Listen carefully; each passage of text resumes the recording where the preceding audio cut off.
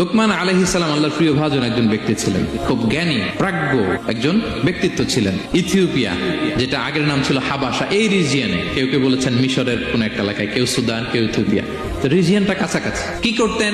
বেশিরভাগ তাফসিরে এসেছে তিনি মেষ পালক ছিলেন, ছাগল চড়াতেন, এবং তিনি দাস ছিলেন, মুক্ত জীবন তার ছিল না। তিনি একজন মনিবের আন্ডারে তার ছাগলগুলো মরুভূমিতে যেয়ে চড়াতেন।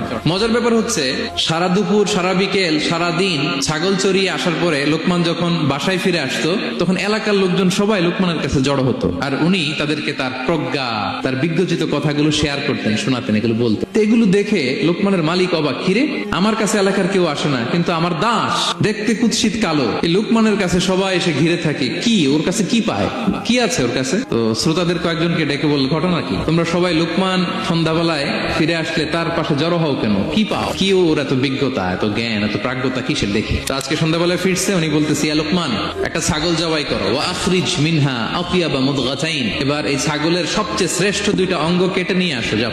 লোকমান যে ছাগল জবাই করে, ছাগলের জিহ্বাটা আর কলব, হার্ট, এই দুইটা কেটে নিয়ে আসছে, বলছে এই দুইটা শ্রেষ্ঠ। বলছে আচ্ছা ঠিক আছে। মালিক আবার বললো, ওয়াজবাহ লানা শাতান উখরা ইয়া লোকমান, যাও আরেকটা জবাই করো, এবার সবচেয়ে নিকৃষ্ট দুইটা অঙ্গ ছাগলের কেটে নিয়ে আসো, যাও দেখি।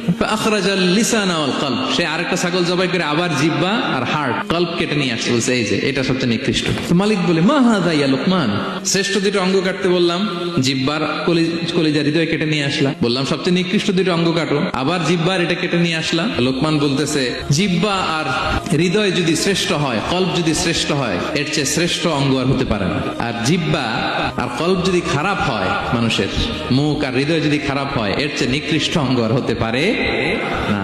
সে তো অবাক, তাই তো? মালিক অবাক হয়ে গেল, বলতেছে তাই তো লোকমান, আসলেই তুমি অনেক প্রাজ্ঞ, অনেক বিজ্ঞ, যাও, তোমাকে আমি আর এই বন্দিত্বের মধ্যে আটকে রাখতে চাই না, তোমাকে আমি এই ভালো কথাগুলো গণমানুষের কাছে পৌঁছে দেওয়ার জন্য আজ থেকে তোমাকে লোকমান আমি আজাদ করে দিলাম।